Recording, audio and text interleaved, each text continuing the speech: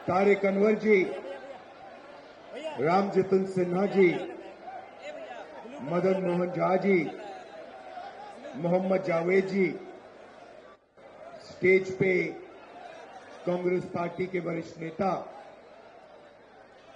हमारे सब प्यारे कार्यकर्ता, भाइयों और बहनों, प्रेस के हमारे मित्रों, आप सबका यहां बहुत बहुत स्वागत, नमस्कार। कैसे हैं आप लोग? मूड ठीक है? अच्छा है मूड?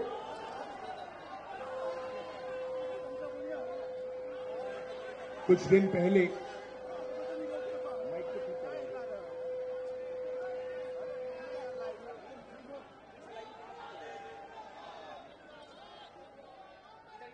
पहले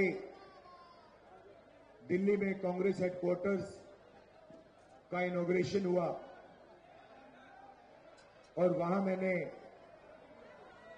देश की स्थिति पर, देश की सिचुएशन पर भाषण दिया और वहां मैंने कहा कि कांग्रेस पार्टी ने देश की जनता के साथ मिलकर देश को ये संविधान दिया है और हमारा काम इस संविधान की रक्षा करने का है। हर कांग्रेस पार्टी के कार्यकर्ता का काम इस संविधान की रक्षा करने का है। मोहन भगवत जी कहते हैं कि जब ये कॉन्स्टिट्यूशन बना था तब हिंदुस्तान को आजादी नहीं मिली थी, हिंदुस्तान को उसके बाद आजादी मिली है। इसका मतलब मोहन भागवत खुलकर कह रहे हैं कि मैं संविधान को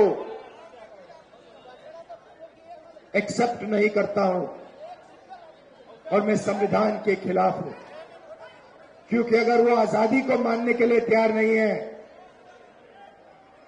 तो इसका मतलब है कि वो संविधान को नहीं मानते हैं। और कोने कोने में बीजेपी, आरएसएस के लोग संविधान को खत्म करने में लगे हैं, हिंदुस्तान की गरीब जनता को कुचलने में लगे हुए हैं। देश का पूरा धन 20-25 अरबपतियों के हाथ जा रहा है। बिहार को देश की लेबर फैक्ट्री बना दी है।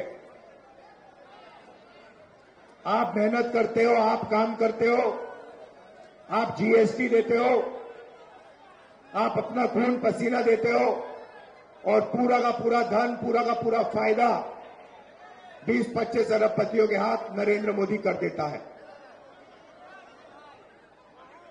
संविधान की रक्षा सिर्फ कांग्रेस पार्टी का कार्यकर्ता कर सकता है। और मैं आपको एक और बात बोलना चाहता हूं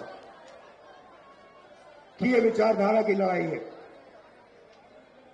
और दो विचारधाराओं के बीच में लड़ाई है, ये भूलिए मत। एक संविधान की कांग्रेस पार्टी की विचारधारा, नफरत के बाजार में मोहब्बत की दुकान वाली विचारधारा, और दूसरी तरफ बीजेपी और आरएसएस की विचारधारा, नफरत और हिंसा की विचारधारा।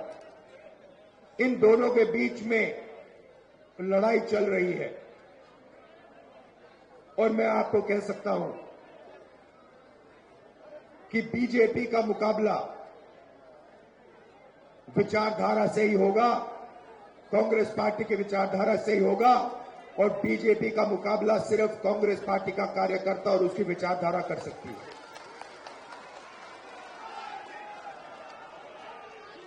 मैंने अपने भाषण में महाराष्ट्र के बारे में बोला।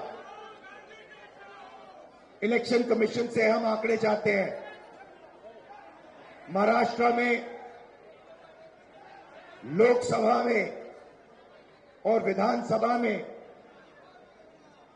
1 करोड़ वोटर का फर्क है। 1 करोड़ लोगों ने विधानसभा में वोट दिया और लोकसभा में वोट नहीं दिया था। हम जानना चाहते हैं, इलेक्शन कमीशन से जानना चाहते हैं कौन लोग हैं, और हमने इलेक्शन कमीशन से कहा है कि आप हमें लोकसभा की महाराष्ट्र की वोटर लिस्ट दीजिए और विधानसभा की वोटर लिस्ट दीजिए, और इलेक्शन कमीशन हमें वोटर लिस्ट देने को तैयार नहीं है। ये देश के सामने सच्चाई है। अगला चुनाव बिहार में है और यहां पे ये क्रांतिकारी प्रदेश है। देश में जब भी बदलाव आता है यहां बिहार से आता है, आप लोग करवाते हो। और इसीलिए कांग्रेस पार्टी को, इंडिया गठबंधन को एक साथ मिलकर बिहार में बीजेपी और आरएसएस को हराना है। ये विचारधारा की लड़ाई है। आप सबको तैयार हो जाना चाहिए। आप बब्बर शेर हो कांग्रेस पार्टी के, बब्बर शेर हो, टाइगर हो। आप तैयार हो जाओ। बीजेपी और आरएसएस की विचारधारा को बिहार में हमें हराना है। इंडिया गठबंधन के साथ खड़े होकर बिहार में हम इसको हराएंगे।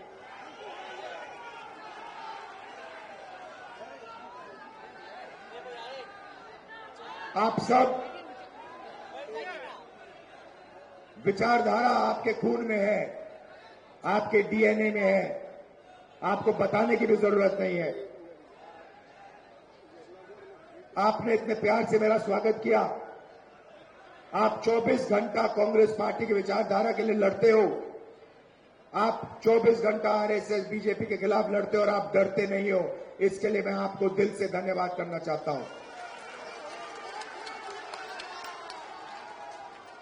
बिहार पेपर लीक का सेंटर हो गया है। यहां पे पूरा शिक्षा का सिस्टम पूरा का पूरा बिक गया है। बिहार में युवाओं को रोजगार नहीं मिल सकता। बिहार में महंगाई बढ़ती जा रही है। गरीब लोग कुचले जा रहे हैं। इन लोगों के लिए कांग्रेस पार्टी को लड़ना है। किसानों के लिए, मजदूरों के लिए, गरीब लोगों के लिए, पिछड़ा वर्ग, दलित, इन लोगों के लिए लड़ना है। माइनॉरिटीज के लिए, सबके लिए लड़ना है।